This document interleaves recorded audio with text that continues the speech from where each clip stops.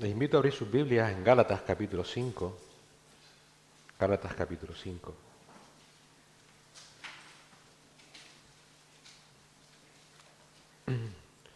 Con la ayuda del Señor queremos continuar el pasaje que comenzamos a ver la semana pasada, donde Pablo establece una clara distinción entre las obras de la carne y el fruto del Espíritu. Pero vamos a leer todo el pasaje, desde el versículo 19 al 25, para entrar en contexto. Y gracias a todos por ponerse de pie de nuevo, por molestarle, para tener la lectura de la palabra. Si se pueden poner en pie, por favor. Gálatas 5, del 19 al 25. Dice así la palabra del Señor. Y manifiestas son las obras de la carne, que son adulterio, fornicación, inmundicia, lascivia, idolatría, hechicerías, enemistades, pleitos, celos, iras, contiendas, disensiones, herejías, envidias, homicidios, borracheras, orgías y cosas semejantes a estas, acerca de las cuales os amonesto, como ya os lo he dicho antes, que los que practican tales cosas no heredarán el reino de Dios. Mas el fruto del Espíritu es amor, gozo, paz, paciencia, benignidad, bondad, fe, mansedumbre, templanza. Contra tales cosas no hay ley. Pero los que son de Cristo han crucificado la carne con sus pasiones y deseos. Si vivimos por el Espíritu, andemos también por el Espíritu. Hasta aquí la palabra del Señor. Vamos a orar. Señor, gracias por permitirnos de nuevo acercarnos ante tu palabra, Señor. Te rogamos, Padre, que nos ayudes a meditar en ella, pero a meditar, Señor, con santo temor y temblor. Que todos hoy aquí presentes temblemos ante tu palabra, Señor. Así como Isaías tembló cuando vio aquella visión que él tuvo, Señor, de tu trono. Señor, venimos ante ti suplicándote la ayuda de tu Espíritu Santo para que Él sea el que nos ayude no solamente a entender tu palabra, sino a poner en nosotros así el querer como el hacer por tu buena voluntad, para que no seamos oidores olvidadizos, sino hacedores de tu palabra, Señor. Líbranos del error, líbranos de todo aquello que pueda entorpecer nuestra comunión contigo a través de tu palabra en esta mañana. Te lo rogamos en Cristo Jesús. Amén, Señor. Se pueden sentar. Recordamos que este pasaje que acabamos de leer y que hoy con la ayuda del Señor vamos a leer o a estudiar mejor desde el versículo 22 en adelante, del 22 al 25. Recordamos que este pasaje está dentro del contexto de la libertad que Cristo ha logrado por nosotros cuando Él nos salvó. En esa libertad ahora eres libre de la esclavitud al poder del pecado en el que te encontrabas, eres libre de la culpa de ese pecado y del castigo por ese pecado, y ahora eres libre para que de corazón puedas amar a Dios, obedeciéndole, cumpliendo su ley moral y sirviendo a otros hermanos por amor, evitando todo pleito y problemas entre creyentes y disfrutando de la compañía y de la comunión los unos con los otros. Esa es la nueva vida que ahora puedes y debes vivir en Cristo. Es la libertad con la que el Señor te ha libertado. Y para poder cumplir con ese propósito, el Señor nos manda a someternos a su Espíritu Santo. Pablo en Gálatas 5:16 nos dice, digo pues, y es un imperativo, es un mandato, andad por el Espíritu, vivid por el Espíritu y no cumpliréis, aquí está el resultado, y no cumpliréis el deseo de la carne. Solo si somos guiados por el Espíritu Santo es que podremos vencer a esa esclavitud pecaminosa de la carne en la que todo ser humano ha nacido. Y es lo que dice Pablo en el versículo 18, Gálatas 5:18. Pero si sois guiados por el Espíritu, no estáis bajo la ley. Y las obras de la carne, como vimos la semana pasada, son tan evidentes que no hace falta que nadie te diga cuáles son. No hace falta ser teólogo ni erudito para reconocerlas en tu vida. No hace falta que ni un pastor o que un hermano o hermana maduro en la fe te oriente. Pablo dice en el versículo del 19 al 21, las obras de la carne son evidentes, las cuales son inmoralidad, impureza, sensualidad, idolatría, hechicería, enemistades, pleitos, celos, enojos, rivalidades, disensiones, sectarismos, envidias, borracheras, orgías y cosas semejantes, es decir, y muchas cosas parecidas a esta. Todos los que vivan de manera continuada, constante, interrumpida, incesante, en esas obras de la carne o en alguna de ellas, nunca has sido salvo. Nunca. Esa es la advertencia que Pablo da a continuación, contra las cuales os advierto, como ya os lo he dicho antes, que los que practican tales cosas no heredarán el reino de Dios. Por esta advertencia particular porque está hecha a creyentes, recuerda que Pablo le está escribiendo a las iglesias de Galacia, no está hablando al mundo, entendemos que muchos de entre aquellos seguían viviendo continuamente en esos pecados. Seguían viviendo como si ningún cambio interno se hubiera producido en sus vidas. No se sometían al Espíritu Santo porque seguían viviendo esclavos de sus pecados. Y por el contexto de la denuncia legalista de la carta, recuerda que Pablo en Gálatas está defendiendo el Evangelio de la gracia por medio solo de la fe en Cristo, esos muchos que seguían viviendo en la carne vivían confiados en sus obras. Iban a la iglesia confiados de que porque voy a la iglesia y porque hago cosas, aunque no ha habido un cambio interno en mi vida, soy salvo. Ellos creían que por esas obras estaban a bien con Dios. Pero Pablo les advierte, no, esa religiosidad externa no es evidencia de tu salvación. No es evidencia de salvación el que ahora cumplas la ley judía. Y es que, queridos hermanos, hermanas, Jesucristo no nos salvó para que cambiáramos de religión. No nos salvó para que pasemos de ateos a creyentes, no para que pasemos de ser cristianitos carnales a cristianotes espirituales. No nos salvó para reconciliarnos con nosotros mismos, con nuestra carne. Nos salvó para reconciliarnos con Dios, con Jehová, el Dios 3 veces santo, con quien estábamos enemistados por nuestro pecado. Nos salvó para adoptarnos como hijos santos de Dios. Nos salvó para que seamos templo de su Espíritu Santo. Nos salvó para apartarnos de todo pecado y para que vivamos como sacrificio vivo y santo, aceptable a Dios, que es nuestro culto racional. Nos salvó con un llamamiento santo, no según nuestras obras, sino según su propósito y según la gracia que nos fue dada en Cristo Jesús desde la eternidad, para que ahora nos apartemos de la antigua manera de vivir en la que estábamos, siguiendo la corriente pecaminosa de este mundo, y nos salvó para que, apartados de esa corriente pecaminosa, seamos más como Él, santo como Dios es santo, imitando en todo a su Hijo Jesucristo, porque para eso nuestro amado Señor nos dejó su ejemplo, nos dejó sus pisadas, para que seamos como Él. Para este propósito es que el Padre nos salvó por gracia por medio de la fe, y por esa razón nos dio a su Espíritu Santo. Todo se resume en una cosa: santidad. Santidad interna de corazón. El gran deseo de Pablo por los Gálatas y por implicación, el gran deseo de Dios por todos los creyentes, lo leemos en Gálatas 4:19. ¿Y cuál es el gran deseo de Pablo? ¿Cuál es el gran deseo de Dios por todos los creyentes? Que Cristo sea formado en nosotros. Ese es el punto de la salvación, hermanos. Que Cristo sea formado en nosotros. Una iglesia no es iglesia porque crezca en número.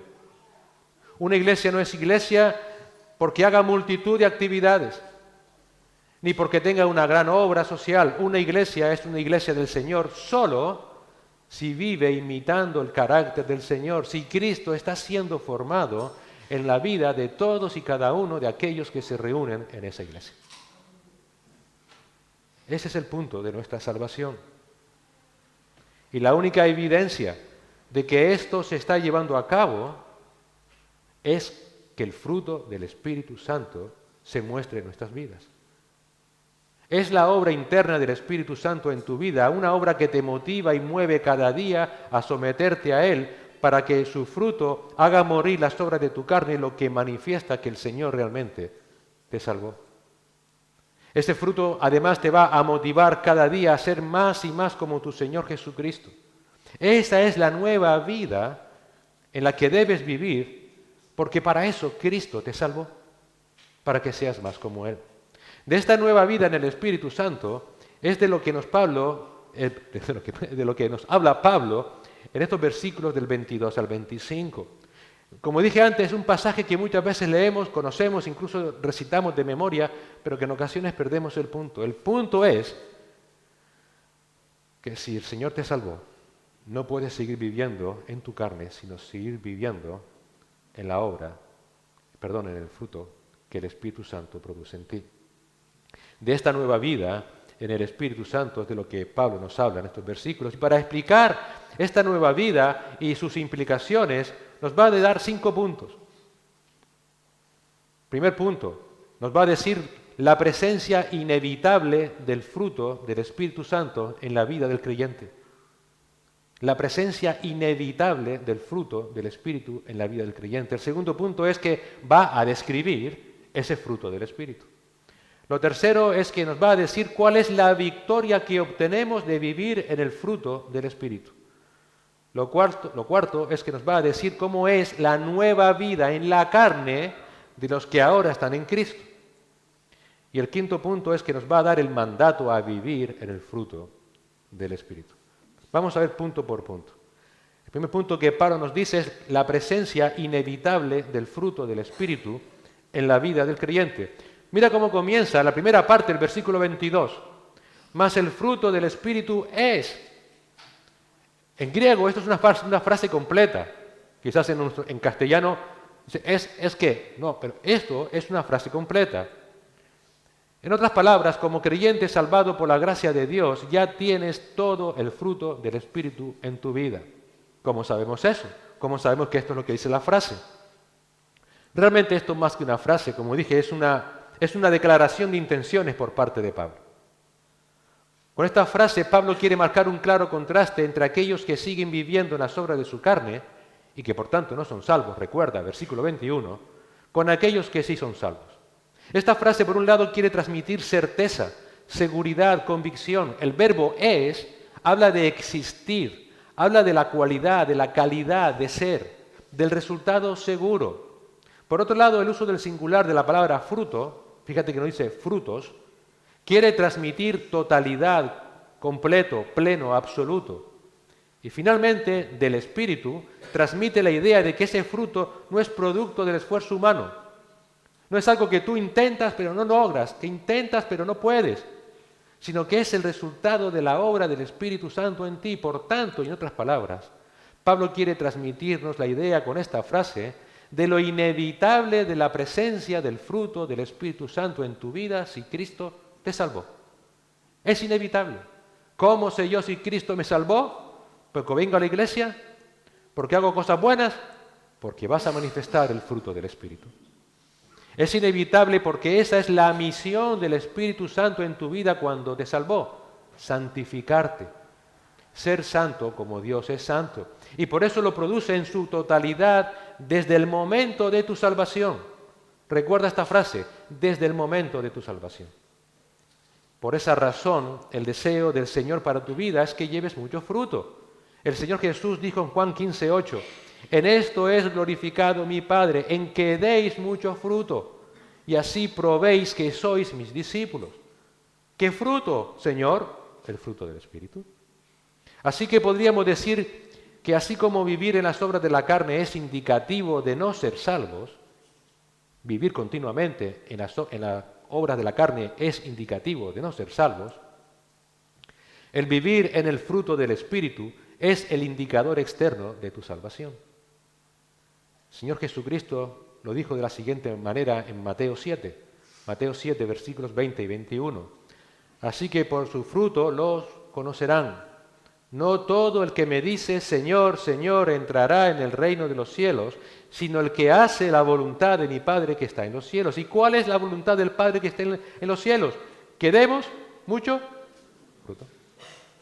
¿Qué fruto? El fruto del Espíritu. No es por hablar, no es por decir, es por vivir. Por tanto, si el Señor te salvó por su gracia por medio de la fe, no debes albergar ninguna duda de que ese fruto del Espíritu Santo en su totalidad es inevitable que se produzca en tu vida. Inevitable. Si no, no eres salvo. Y el Señor quiere que sepamos esto con certeza. Pero ¿de qué consta este fruto que ya está en ti si el Señor te salvó? Bueno, eso es lo que Pablo describe a continuación. La descripción del fruto del Espíritu. Como hicimos la semana pasada, vamos a tener que ir rápido y veloz, pero intentaré ser lo más concreto a la idea del autor humano y del autor divino para que entendamos a qué se refiere. El fruto del Espíritu. Amor, gozo, paz, paciencia, benignidad, bondad, fidelidad, versículo 23, mansedumbre, dominio propio. Esta lista describe, vas a ver, si eres perspicaz, que voy a estar continuamente hablando en singular. Esta lista describe la cualidad, no las cualidades. La cualidad, el carácter, no los caracteres. El carácter, la cualidad y el carácter distintivo de la naturaleza del fruto del Espíritu Santo en su totalidad. Hay muchos inconversos que tienen amor, otros tienen gozo, otros tienen paz, pero ninguno de ellos son salvos. ¿Qué diferencia un inconverso, por tanto, de un creyente? Que el creyente lo tiene todo. No puede decir, ¿sabes qué? Yo tengo mucho amor por mis hermanos, pero no tengo paz con ellos. Entonces, no tienes el fruto del Espíritu. ¿Eres un moralista más como otro? Todo. Es una lista que describe en singular la cualidad, en singular el carácter distintivo de la naturaleza del fruto del Espíritu en su totalidad. Como dijimos antes, esa palabra singular, fruto, quiere transmitir esa totalidad, completo, pleno, absoluto. Por tanto, Pablo quiere que sepamos que todas estas facetas del fruto del Espíritu no las vas a recibir poco a poco, a cuentagotas, paulatinamente, a lo largo de tu vida, sino que las vas a recibir en un momento, en el momento de tu salvación. Tampoco las vas a recibir imperfectamente, ni de manera defectuosa para que tú misma vayas perfeccionándola. No vas a recibirlas de manera inconclusa, porque así no trabaja Dios. Pablo quiere que entendamos que el fruto del Espíritu es indivisible, que no es un fruto que se pueda desgajar a conveniencia, escogiendo unas facetas y otras no. Si hiciéramos eso, como dije antes, no estaríamos viviendo en el fruto del Espíritu, sino en nuestra moralidad. Nunca se olviden de esto. He escuchado, hermanos, y yo lo he dicho, sí, yo tengo paciencia, pero ¿sabes qué? Amor, yo es que no soporto a esa persona. Pues entonces no digas que está viviendo en el fruto del Espíritu. Eres una persona moralista, como otro cualquiera que pueda haber por ahí. Por tanto, durante toda tu vida, desde la salvación, desde que el Señor te salvó, deberás vivir poniendo en práctica de manera proactiva, decidida, voluntaria y total, y por amor al Señor, todas las facetas que componen el fruto del Espíritu Santo que Él produce en ti. Debe ser conocido por la totalidad de ese fruto, hermano. No por lo que haces o dejas de hacer, sino por lo que eres. Para así ser más como Cristo en tu santificación. Ese fruto primero consta del atributo del amor, dice Pablo. Y claro, esto no es sorprendente. ¿Por qué? Porque es lo que hemos recibido primeramente por parte de Dios. Y el amor genuino fluye del Dios Trino, fluye del Padre, Romanos 8:39. Ni lo alto, ni lo profundo, ni ninguna otra cosa creada nos podrá separar del amor de Dios, el Dios Padre, que es en Cristo Jesús, Señor nuestro. Ese mismo amor fluye del Hijo, Romanos 8:35. ¿Quién nos separará del amor de Cristo? Tribulación o angustia o persecución o hambre o desnudez o peligro o espada. Y ese mismo amor fluye del Espíritu Santo, Romanos 15:30. Os ruego, hermanos, por nuestro Señor Jesucristo y por el amor del Espíritu, que os esforcéis juntamente conmigo en vuestras oraciones a Dios por mí. Por tanto, este amor es el concepto del amor según Dios, no según el mundo. Es el amor que el Espíritu de Dios derramó en ti cuando te salvó, inundando tu corazón. Pablo dice en Romanos 5:5, y la esperanza no desilusiona, porque el amor de Dios ha sido derramado en nuestros corazones por medio del Espíritu Santo que nos fue dado. Ese es el amor que debemos manifestar, el amor de Dios, no el amor según el mundo. ¿Y cómo es ese amor de Dios?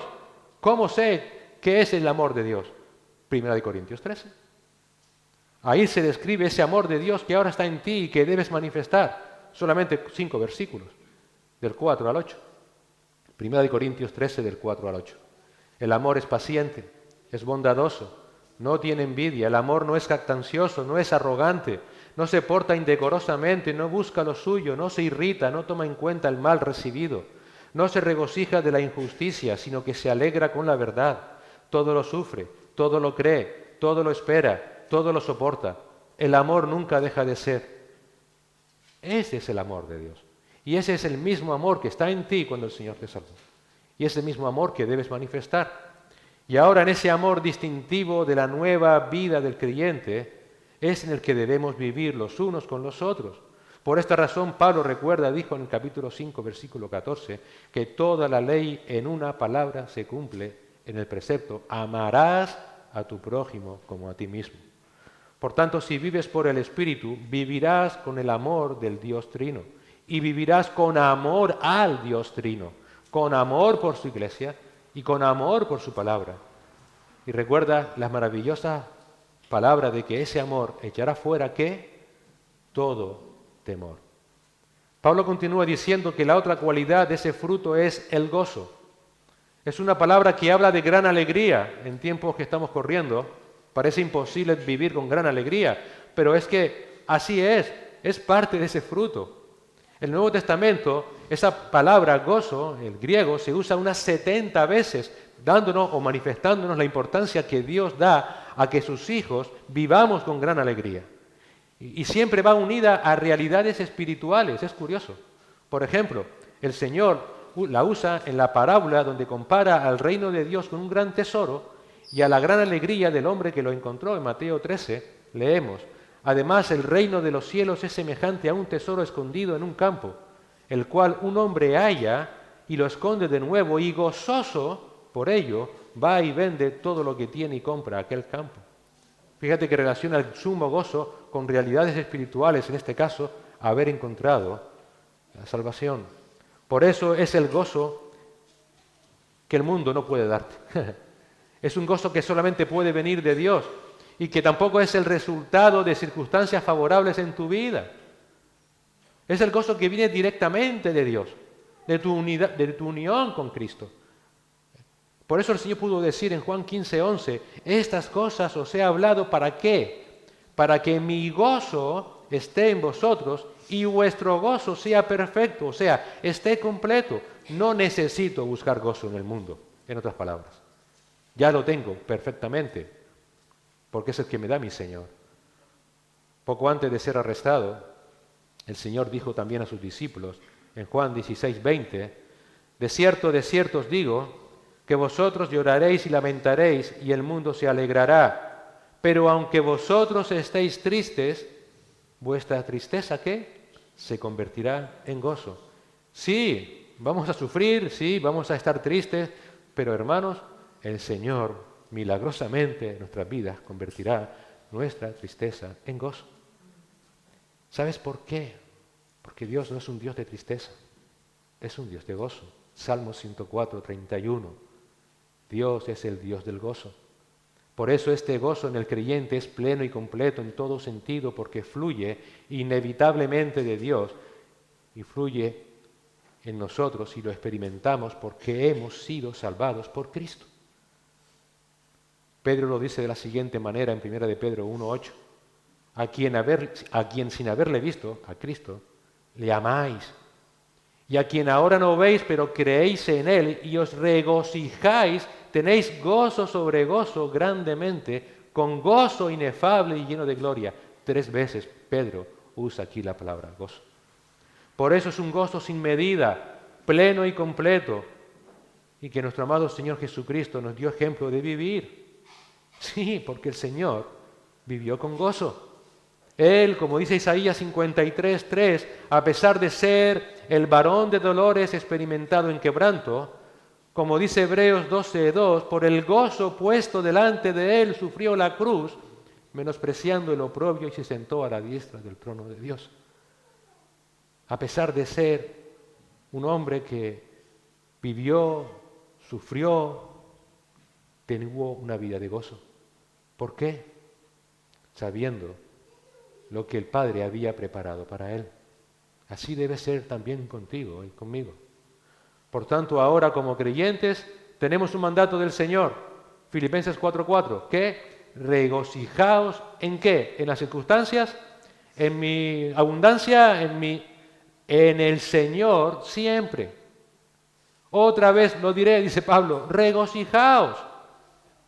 Ciertamente la tristeza es consustancial a esta vida, pero incluso la pena debe estar equilibrada con el gozo. Pablo dice así en 2 Corintios 6:10, como entristecidos, mas siempre que gozosos. Gozosos. Hermanos, Dios en su gracia nos concede gozo aún en la pena más profunda. Si vives guiado por el Espíritu Santo, aún en medio de la tristeza, el gozo te llevará a vivir agradecido a Dios, cualquiera sea tu situación o circunstancia. La otra virtud del fruto del Espíritu Santo es la paz. Obviamente, otra vez más, no es la paz que el mundo puede dar, porque el mundo no puede darte paz. ¿Qué dijo el Señor en Juan 14:27? La paz os dejo, mi paz os doy. No os la doy como el mundo la da, no se turbe vuestro corazón y tenga miedo. Esa paz es la que logró Cristo en la cruz cuando nos reconcilió con el Padre. Colosenses 1:20, y por medio de Él, de Cristo, reconciliar todas las cosas consigo, habiendo hecho la paz por medio de la sangre de su cruz, por medio de Él, repito, ya sean las que están en la tierra o las que están en los cielos.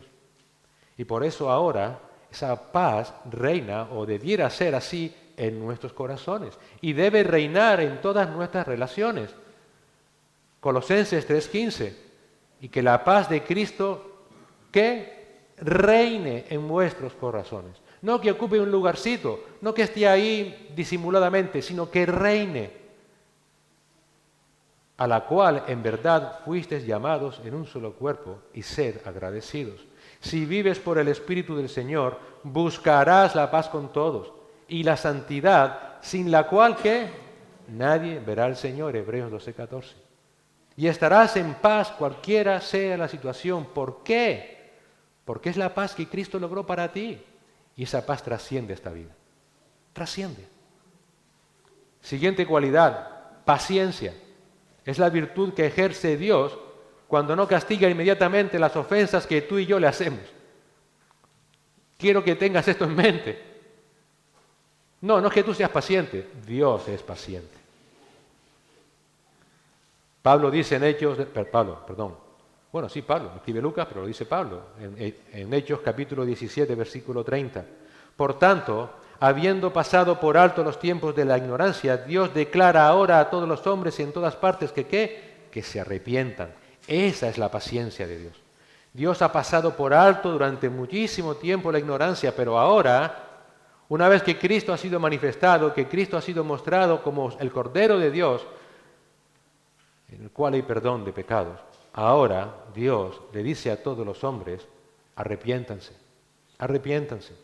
Es por tanto la paciencia un atributo de Dios que nos guía al arrepentimiento. El Salmo 86, versículos 15 y 16 leemos, mas tú, Señor, eres un Dios compasivo y lleno de piedad, lento para la ira y abundante en misericordia y verdad. Vuélvete hacia mí y tenme piedad, tenme paciencia. Da tu poder a tu siervo y salva al hijo de tu siervo. Por tanto, si vivimos en el Espíritu, si hemos experimentado la paciencia de Dios, ¿qué debemos hacer nosotros como discípulos que imitamos a nuestro Maestro? Tener la misma paciencia que Dios tiene con nosotros, con aquellos que nos rodean. Eso es muy simple. Ejerciendo la misma paciencia con los demás. Proverbios 16, versículo 32 dice, mejor es el lento para la ira que el fuerte. En Primera de Tesalonicenses 5:14 se nos llama a ser pacientes para con todos. ¿Qué todos? Todos. Nuestro comportamiento debe ser expuesto ante la gente, ante todo el mundo de la siguiente manera, Efesios 4:2, con toda humildad y mansedumbre, soportándoos con paciencia los unos a los otros en amor. Pero también es verdad que en las Escrituras la palabra paciencia también se usa para señalar la capacidad humana que Dios nos ha dado para poder soportar las calamidades de la vida, el sufrimiento de la vida, como estamos viendo el jueves. Santiago afirma en Santiago 1, versículos 2 y 3, Tengan por sumo gozo, hermanos míos, el que os halléis en diversas pruebas, sabiendo que la prueba de vuestra fe produce ¿qué? Paciencia. Por eso, si vivimos en el Espíritu, somos llamados a imitar a aquellos, dice Hebreos 6:12, que por la fe y la paciencia heredan las promesas. No desesperes cuando la situación en tu vida se ha torcido radicalmente. Ten fe y sé paciente. Y con esa misma paciencia, espera la vuelta del Señor. Santiago 5:7 lo dice de la siguiente manera. Por tanto, hermanos, sed pacientes hasta la venida del Señor. ¿Cuánta paciencia debo tener, Señor? ¿Cuánta? ¿Hasta la venida de quién? ¿Esto qué significa? Siempre. Mirad cómo el labrador espera el fruto precioso de la tierra, siendo paciente en ello hasta que recibe la lluvia temprana y la tardía. Por tanto, si eres guiado por el Espíritu Santo, serás paciente frente a las ofensas de otros y no perderás nunca la esperanza en Cristo y te guardarás en santidad hasta que Él vuelva por ti. La siguiente virtud del fruto del Espíritu Santo es la benignidad. Benignidad, la palabra griega habla de tratar a los demás con benevolencia, con misericordia. De hecho, ¿con qué misericordia? Con la misma misericordia que nosotros hemos recibido del Señor. Si Dios no nos pide nada que Él no haya hecho previamente, ¿te estás dando cuenta? El salmista dice que debemos gustar y ver que Dios es bueno, es benevolente. Salmo 34:8. Probad y ved que el Señor es bueno. Cuán bienaventurado es el hombre que en Él se refugia. Esta benignidad del Señor también es sinónimo de piadoso. Dios es un Dios piadoso. No se trata de debilidad, sino de entrega a favor de otros. Esa piedad para con otros se manifiesta de manera admirable, cómo no, de nuevo, en Cristo. ¿Dónde vemos la piedad, la benignidad del Señor? Isaías 53:7. En Isaías 53:7 leemos lo siguiente. Angustiado Él, Cristo, angustiado Él y afligido, no abrió su boca. Como cordero fue llevado al matadero y como oveja delante de sus trasquiladores, enmudeció y no abrió su boca. Aquí vemos ese carácter afable, misericordioso, piadoso de Cristo con aquellos que lo estaban maltratando y lo iban a matar. Delante de ellos no vivió como un león, como un cordero. Delante de ellos no se resistió, sino que fue llevado como una oveja. Ese es el carácter afable, misericordioso, piadoso, que tú y yo debemos mostrar con todos. Él mismo. Pablo lo dice de la siguiente manera en 2 de Timoteo 2:24. Y el siervo del Señor no debe ser rencilloso, sino amable o benigno o piadoso para con todos, apto para enseñar, sufrido. La siguiente cualidad es bondad. Bondad, la palabra en griego habla de generosidad, de rectitud, de amante de lo bueno, de lo recto, de lo justo, por implicación que odia todo lo malo, todo lo torcido, todo lo injusto. Recuerda lo que le dijo el Señor al joven rico en Marcos 10:18, que solamente Dios es bueno. Con esta frase el Señor no estaba negando su divinidad, sino estaba afirmándola.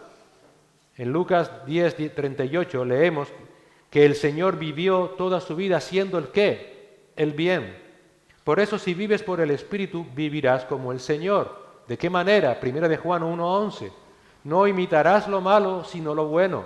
El que hace lo bueno es de Dios, pero el que hace lo malo no ha visto a Dios. No irás por la vida buscando e imitar aquellas cosas que tú sabes que están mal, sino que las rechazarás, las abominarás y solamente seguirás lo que realmente es bueno delante de Dios. Si no lo haces y sigues viviendo buscando hacer lo malo, es que no has visto a Dios, es decir, no has conocido a Dios, es decir, que no eres salvo. Recuerda que Pablo más adelante en Gálatas nos va a exhortar de la siguiente manera en Gálatas 6:10. Así que entonces hagamos bien a todos, ¿qué todos? Todos, es un absoluto, todos según tengamos oportunidad y especialmente a los de la familia de la fe. La siguiente cualidad del fruto del Espíritu Santo en la vida del creyente es fidelidad. La palabra griega es pistis, o fe, confianza. Entonces, ¿qué usamos? ¿Fidelidad? ¿Es fe? ¿Es confianza? Bueno, simplemente, si seguimos el contexto de la carta de Pablo a los Gálatas, Pablo usa la misma palabra en Gálatas 1:23, en Gálatas capítulo 3, versículo 2, y en Gálatas 3:22 y en Gálatas 3:26. Y siempre la usa o la traduce como fe, confianza, por tanto es raro que aquí no la use con el mismo propósito. Por tanto, aquí una traducción más exacta es una fe que confía en Dios. Ese es el don de Dios a favor de los creyentes, una fe que confía. Porque sí, si tú confías en Dios, es porque Dios te dio la capacidad de confiar en Él. Efesios 2, 8 y 9. Porque por gracia habéis sido salvados por medio de la fe, esa confianza.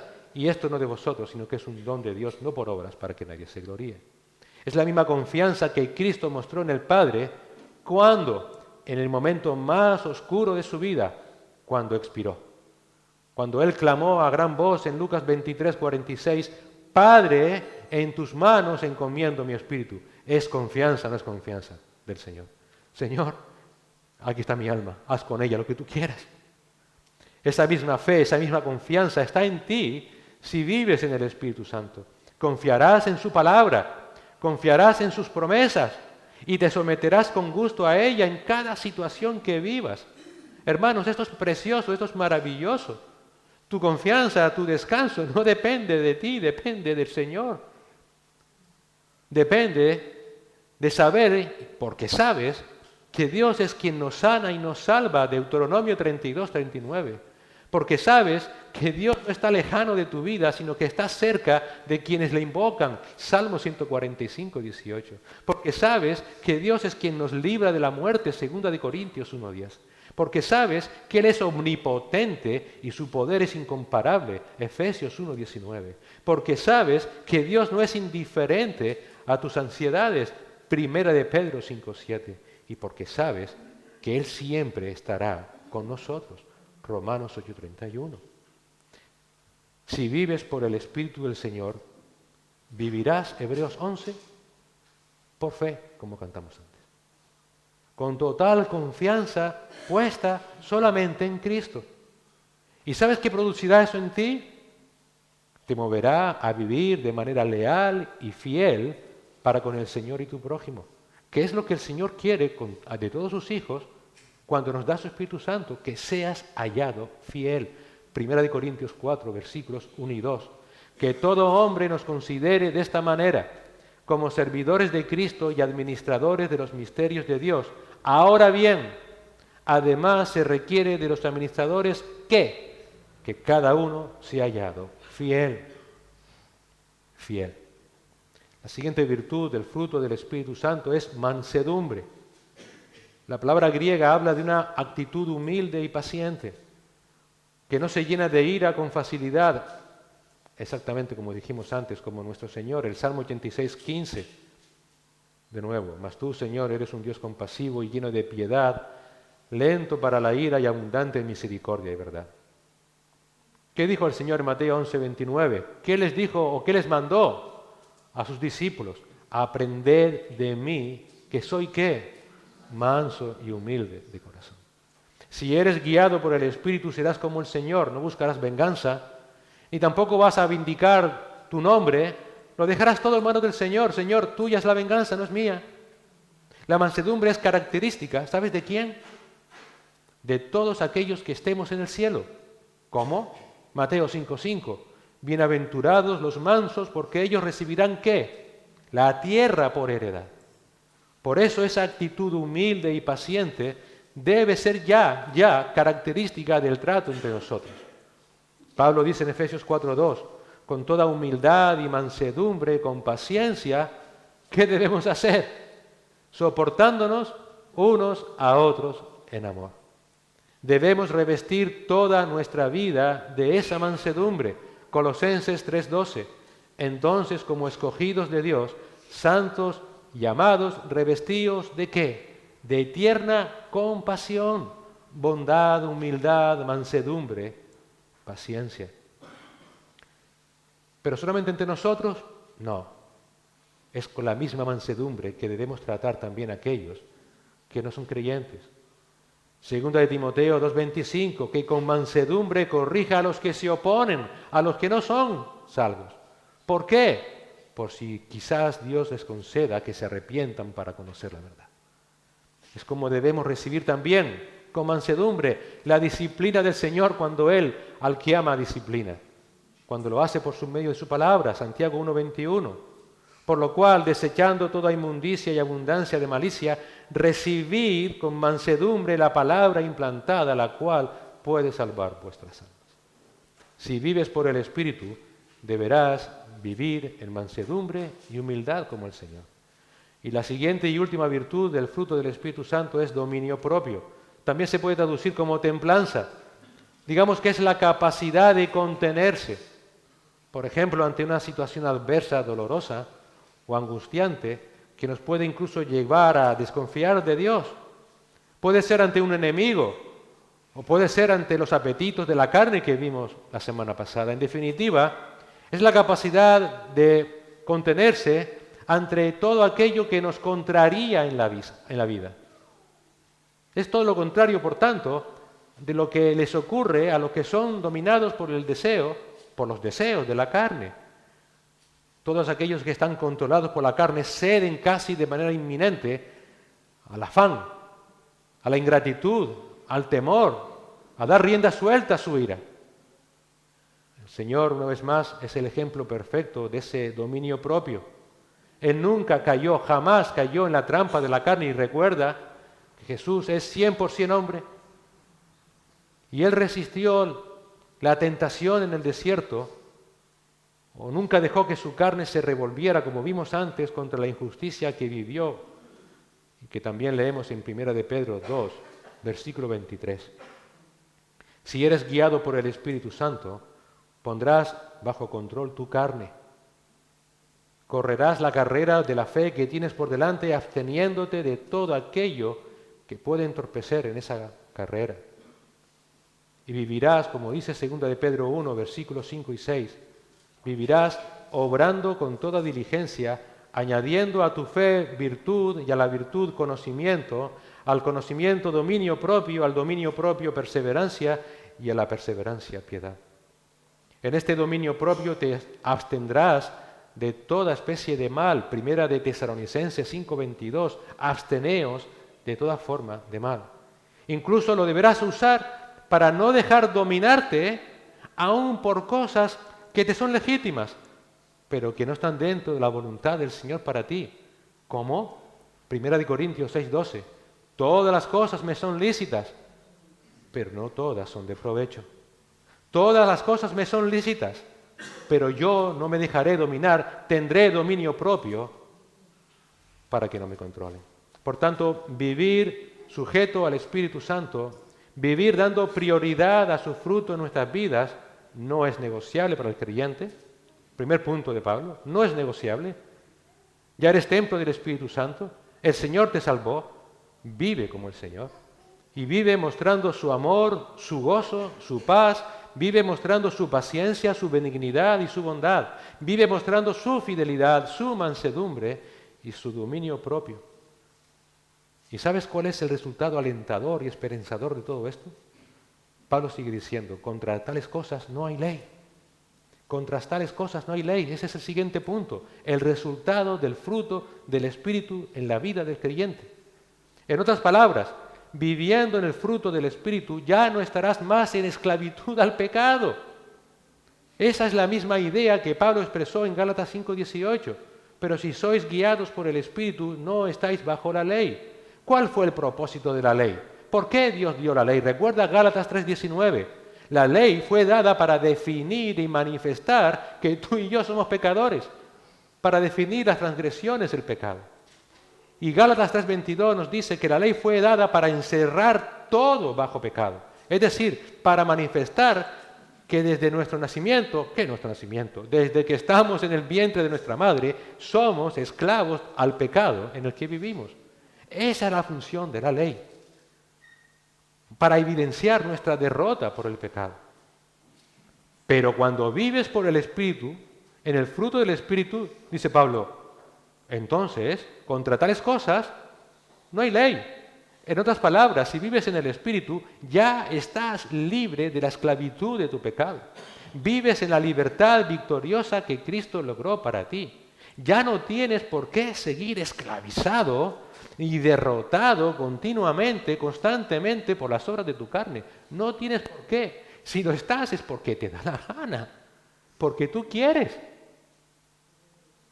No tienes por qué seguir esclavizado, derrotado. Ya no tienes por qué estar sometido a la inmoralidad, a la impureza, a la sensualidad. No tendrás por qué estar subyugado a la idolatría, a la hechicería, oprimido por las enemistades, pleitos, celos, dominado por los enojos, rivalidades, avasallado por las disensiones, sectarismos, envidias, borracheras, orgías y cosas semejantes. Sí, todo eso sigue en ti, pero ahora ya es parte de tu pasado si vives manifestando el fruto del Espíritu Santo. Todas esas obras de la carne que continúan en ti, las podrás combatir, las podrás hacer morir. No tienes que seguir reo de todo eso. Ese es el maravilloso resultado de vivir en el Espíritu, hermano. ¡Qué paz! Pero recuerda, no es resultado de tu esfuerzo. No es resultado de tu logro, de tu inteligencia. No es lo que tú logras por medio de tus obras religiosas. Es lo que ha logrado el Señor Jesucristo en la cruz a tu favor. Tú y yo simplemente debemos colaborar voluntariamente y por amor a Dios viviendo en ese fruto del Espíritu, mostrándolo. Ahora, por amor a Dios, podrás y deberás vivir el resto de tu vida mostrando ese carácter de Cristo si Cristo te salvó. Porque tu deseo ahora es ser más y más como Él. Deberás vivir el resto de tu vida en la carne, porque seguimos en la carne, y con su carne, las pasiones de la carne. Debemos vivir el resto de esta vida, haciendo morir esos deseos, esas obras de la carne. De hecho, así es como ahora deberás vivir lo que te resta de vida en la carne, haciéndola morir. Esa es la conclusión lógica que Pablo llega en el siguiente punto. La nueva vida en la carne de los que andan en el Espíritu. Versículo 24. Pues los que son de Cristo Jesús han hecho ¿qué? Han crucificado la carne con sus pasiones y deseos. ¡Bum! Pablo, ¿qué me estás hablando?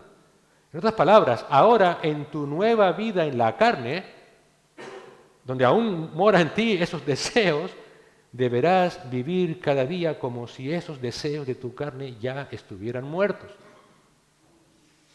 Han crucificado, es un verbo que está en activo. ¿Qué significa eso? Pues esto simplemente indica o enfatiza que los creyentes mismos ya hemos crucificado la carne. Pablo, ¿cómo? ¿Cuándo crucifiqué yo mi carne con sus deseos? Obviamente cuando el Señor por su gracia y por medio de la fe te salvó. ¿Recuerda lo que Pablo dice en Gálatas 2:20? Con Cristo he sido crucificado. ¿Pablo estaba en la cruz? No. Pero él, Pablo, se identificaba con Cristo en aquella cruz. Con Cristo he sido crucificado y ya no soy yo el que vive, sino que Cristo vive en mí. Y la vida que ahora vivo en la carne, la vivo por fe en el Hijo de Dios, el cual me amó y se entregó a sí mismo por mí. En el momento que Cristo te salvó, tú has querido identificarte con el Señor en aquella cruz. Eso es lo que significa han crucificado en activo. Tú te identificas con Cristo. En ese momento en el que el Espíritu Santo te regenera, como vimos antes en Juan, y tu vieja naturaleza fue crucificada con el Señor, en ese momento tú te estás identificando con Cristo en su muerte, sepultura y resurrección. Es lo que Pablo dice en Romanos 6:6. Sabiendo esto, que nuestro viejo hombre fue crucificado con Cristo para que nuestro cuerpo de pecado fuera destruido a fin de que ya no seamos esclavos del pecado. En Romanos 6:8 él dice, y si hemos muerto con Cristo, si te has identificado con Cristo en su muerte, creemos que también viviremos con Él. Conclusión, Romanos 6:11, así también vosotros, por tanto, consideraos muertos para el pecado, pero vivos para Dios en Cristo Jesús. Por tanto, Cristo no solo murió por ti, sino que tú moriste con Cristo a tus pasiones y deseos. Sí, siguen estando en ti, pero tú dices, ya no más, ya no más. No quiero seguir viviendo como lo que vivía antes. Y en esa lucha constante, mortificando tu carne, debes vivir lo que te resta de vida. Y esto no es opcional, porque Cristo murió por ti, no solamente para salvarte de la ira venidera, sino para librarte en el presente de tu antigua manera de vivir. Pablo en 2 Corintios 5:17 lo dice exactamente lo mismo. 2 Corintios 5:17 dice exactamente lo mismo de la siguiente manera. De modo que si alguno está en Cristo, ¿qué? Las cosas viejas pasaron y aquí son ellas nuevas. A esos mismos corintios, me impacta este texto, Pablo les contrasta cómo vivían antiguamente antes de ser salvos y cómo estaban viviendo a continuación. Y dice lo siguiente en 1 Corintios 6, versículos del 10 al 11, hablando de aquellos que no heredarán el reino de Dios. Ni los ladrones, ni los avaros, ni los borrachos, ni los difamadores, ni los estafadores heredarán el reino de Dios. Y esto erais algunos de vosotros. ¿Pero qué? Fuisteis lavados, fuisteis santificados, pero fuisteis justificados en el nombre del Señor Jesucristo y en el Espíritu de nuestro Dios. Ya no eres como eras antes. Ahora en Cristo cada día haces morir esas pasiones y esos deseos de tu carne. Pablo dice en Romanos 7:5 que eran las pasiones pecaminosas despertadas por la ley que actuaban en los miembros de nuestro cuerpo a fin de llevar fruto para muerte. Fíjate que Pablo habla del pasado, dice que eran las pasiones pecaminosas despertadas por la ley. Pero si siguen en mí, ¿por qué hablas en pasado, Pablo? Que actuaban, pasado, en los miembros de nuestro cuerpo a fin de llevar fruto para su muerte. ¿Por qué? Porque sí, están en ti, pero ya es como si no estuvieran en ti. Es pasado de tu vida. Antiguamente te controlaban, pero ya no, si vives por el Espíritu Santo. En Efesios 2:3 dice exactamente lo mismo y de la misma manera en pasado. En Efesios 2:3 dice, entre los cuales también todos nosotros en otro tiempo vivíamos en las pasiones de nuestra carne. ¿Cómo que en otro tiempo? Claro, porque ya esa no es la vida que te caracteriza. Satisfaciendo los deseos de la carne y de la mente, y éramos, por tanto, por naturaleza, hijos de ira, lo mismo que los demás. Obviamente, como hemos dicho, esto no quiere decir que ahora tu naturaleza pecaminosa ya esté erradicada, no vayas por ahí diciendo, ya no soy pecador. No, quien diga que no peca hacia Dios mentiroso. O ya tampoco creas que tu naturaleza pecaminosa ha quedado anulada. No, Pablo lo que nos dice es que en la cruz esa naturaleza pecaminosa ya ha sido potencialmente vencida. Ya no tienes por qué dejarte controlar por ella. De esta manera, a través de su muerte, Cristo consiguió darte la victoria sobre tu naturaleza pecaminosa que aún sigue en ti, con todas sus pasiones y deseos, para que ya no sigas viviendo en ellos. Mediante la cruz, Cristo te ha libertado para que puedas vivir lo que te resta de vida en la carne, fuera del poder esclavista de tu carne. Hermanos, todos sabemos claramente el costo de nuestra salvación, pero realmente lo sabemos. Pablo en esta carta nos ha presentado a Cristo claramente como aquel que ha sido crucificado por nuestros pecados, Gálatas 3:1. Por tanto, hemos comprendido su asombroso amor por nosotros y junto con ese amor hemos aprendido a reconocer la naturaleza horrible de nuestros pecados. Porque esos pecados fueron lo que hizo necesaria esa horrible muerte del Salvador. Ahora, por la gracia de Dios, hemos aceptado por fe a Cristo crucificado como nuestro Señor. Hemos puesto nuestra confianza en Él. Y el Señor, uniéndonos con Él, rompió las cadenas de nuestro pecado y nos dio a su Espíritu para que nosotros rompamos definitivamente con nuestra carne. Cristo hizo lo imposible para que tú ahora hagas lo posible.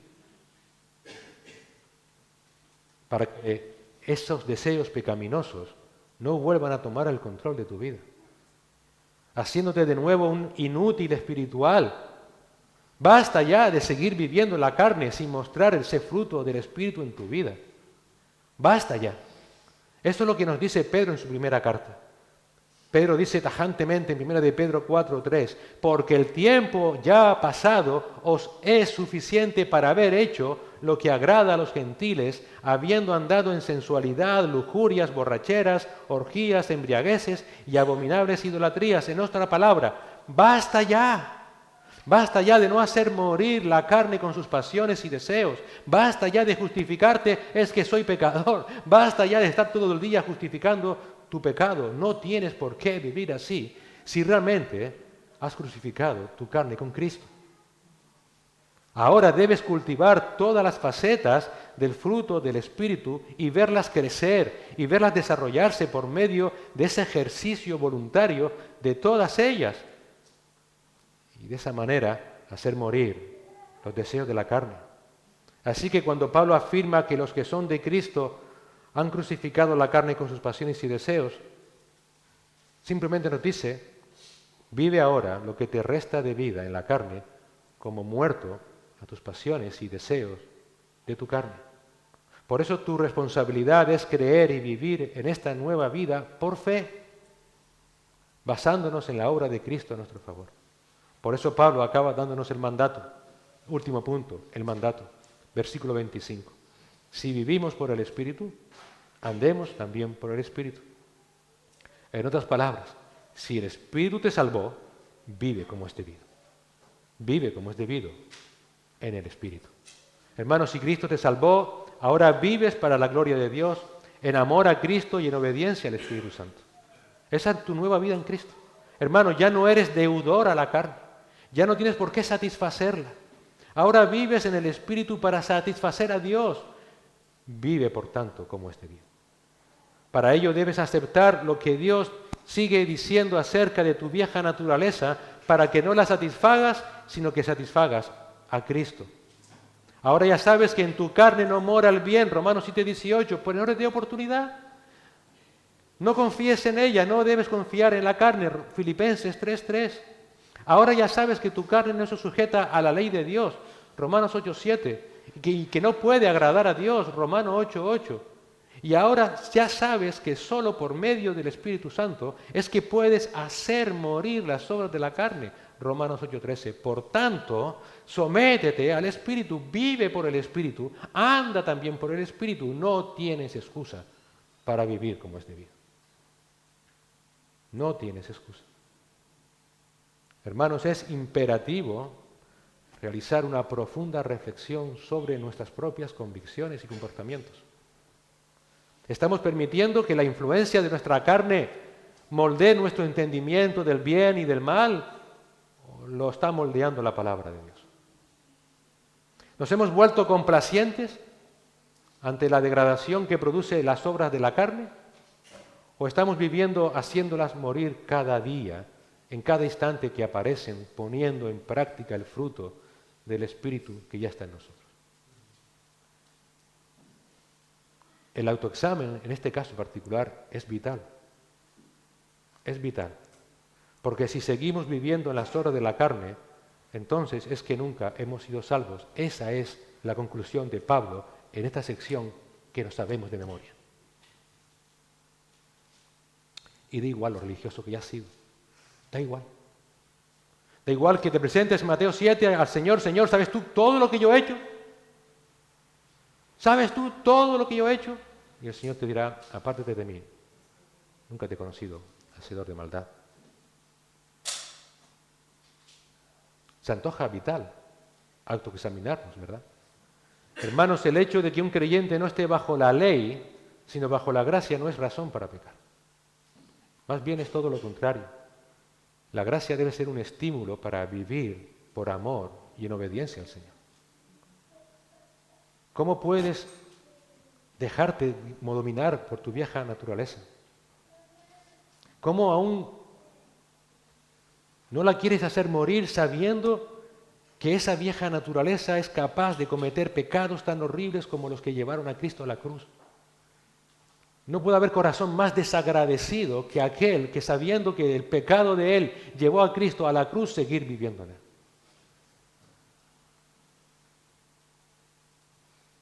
Como hemos visto, la ley, tu moralidad, tu religiosidad, nunca van a poder cambiar ni controlar tu carne. Solamente el Espíritu Santo puede lograrlo. Por tanto, por amor a Dios Padre, por amor a Cristo, sométete a Él, sométete a su palabra, para que no proveas para los deseos de tu corazón. Hermano, basta de excusas. Si el Señor te salvó, ya no estás bajo el viejo Adán en el que naciste, sino que has crucificado tu carne con sus deseos y ahora perteneces a Cristo. Es verdad, sigues viviendo en la carne caída. Sí, es verdad, Miguel, tú no sabes la lucha que tengo. Sí, sí es cierto. Es verdad que los deseos por pecar no están ausentes.